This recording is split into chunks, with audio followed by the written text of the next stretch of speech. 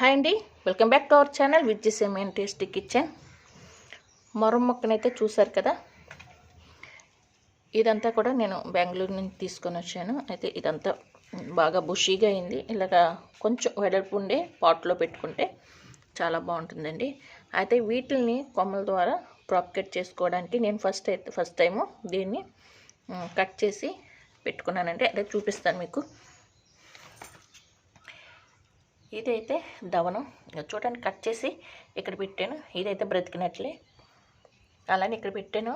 ఇవైతే పోయిందండి, చూడండి బాగానే ఉంది. ఇది కూడా బాగానే ఉంది.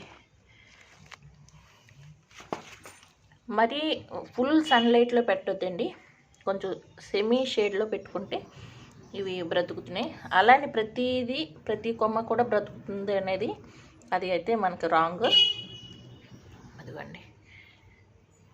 నెక్స్ట్ ఇది కూడా, ఇవి నేను జస్ట్ వాటిని కట్ చేసి ఇక్కడ పెట్టుకున్నానండి. ఇవి కూడా బాగా పెరిగినవి.